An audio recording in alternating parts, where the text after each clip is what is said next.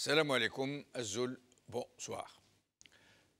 Tout le monde en France, y compris les plus hautes autorités de ce pays, y compris ceux qui ont été imposés pour la représenter, désigne l'ensemble des musulmans qui y vivent sous ce vocable un peu passe-partout de communauté musulmane. Un terme pour le moins galvaudé quand il n'est pas étiqueté, quand il n'est pas usurpé. Les musulmans de France, dans leur ensemble, par leur religion de naissance, pratiquée ou pas, ou par leur conversion consentie à celle-ci, ne sont en rien une communauté, si ce n'est pour toute une faune qui en tire de substantiels profits, financiers ou politiques, et des privilèges exorbitants.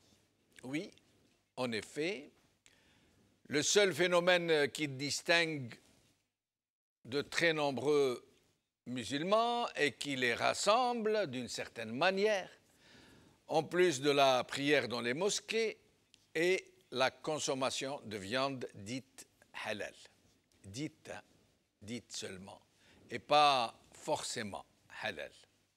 Un halal très douteux et qui, comparé à la rigueur et à l'intégrité du kasher juif, est très souvent une imposture, un faramineux pactole qui avoisinerait les 10 milliards d'euros par an entre viande et charcuterie halal.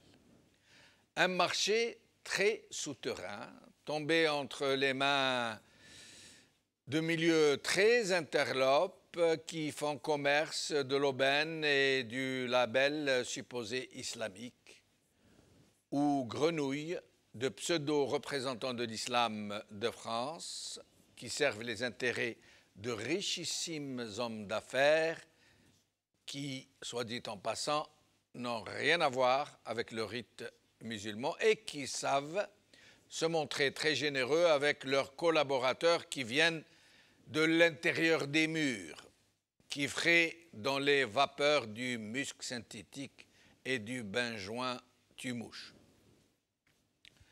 Les mêmes potentats et autres notables en chapelet qui se sustentent à la mamelle de la foi standardisée, et les mêmes prélats et autres dignitaires en babouche suintante sont sollicités, voire installés dans leurs juteuses charges par les plus hautes autorités françaises avec lesquelles ils coopèrent très activement pour fliquer leurs ouailles et faire en sorte que celles-ci ne puissent jamais constituer une vraie communauté en devenir, un électorat potentiel qui pourrait défendre les intérêts d'une vraie force de proposition.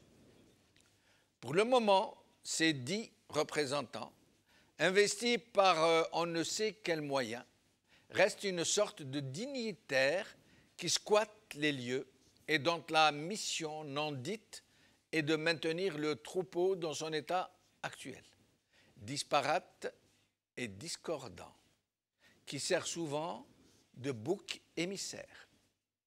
Et nous ne pouvons pas ne pas nous poser la question, pourquoi tous ces efforts et toutes ces manipulations pour ne nous faire représenter que parmi les pires représentants qui puissent s'imaginer, de bien sinistres bouffons parfois, genre M.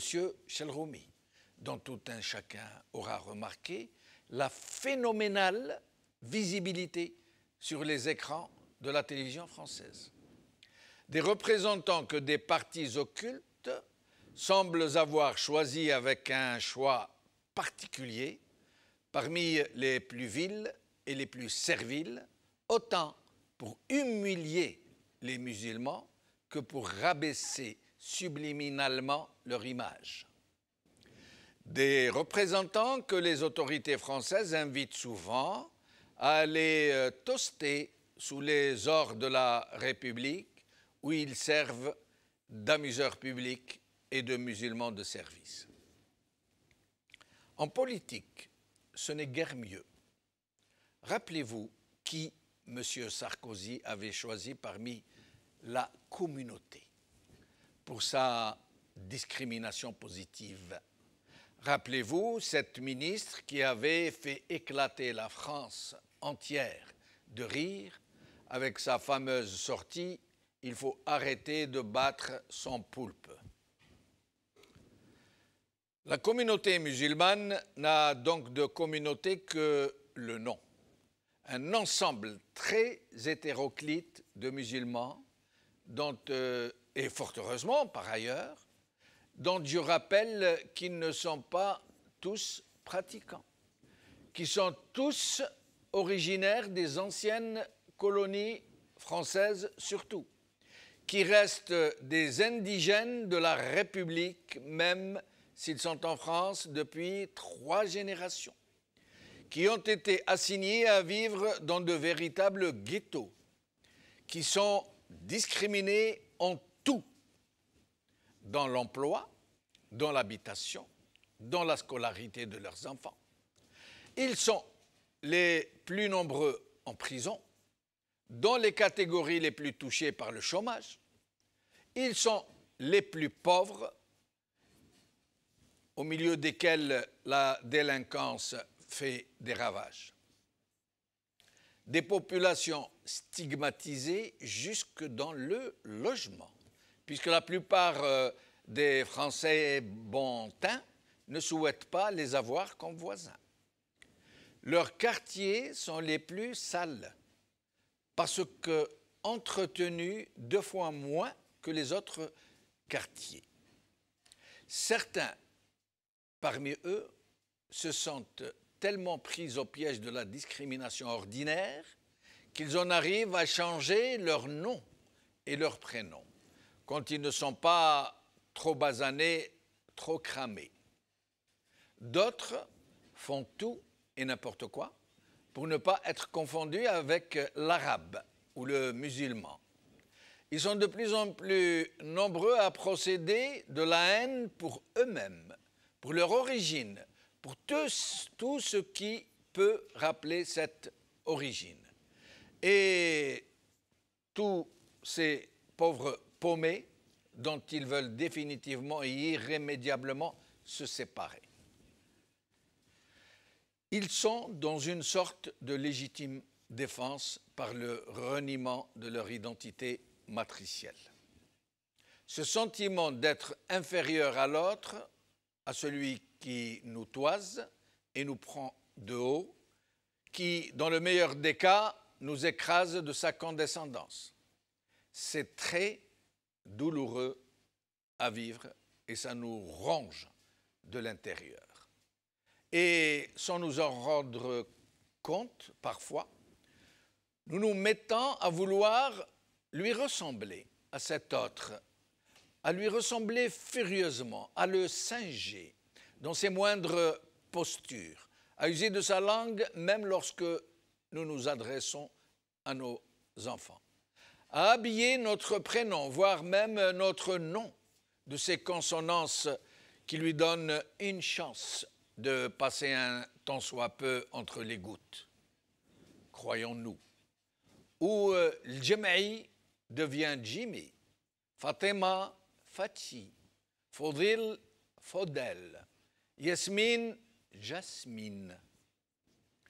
C'est à cette phase-là de notre haine pour nous-mêmes que nous nous ravalons nous-mêmes, parce que nous avons admis en nous-mêmes que notre identité est problématique et qu'il faut la fondre dans celle de l'autre, de la glisser sous le tapis avec les autres balayures. Non pas l'intégration, mais l'assimilation, dans le sens digestif du terme. Parce que plutôt que de chercher à vivre en harmonie avec cette société qui est devenue la nôtre, sans pour autant avoir honte de notre propre être profond, fruit d'une longue chaîne mémorielle. Nous avons abdiqué notre fierté d'être ce que nous sommes dans le plus profond de notre personnalité. Nous avons mis un genou à terre pour supplier qu'on nous admette dans le cénacle du dominant.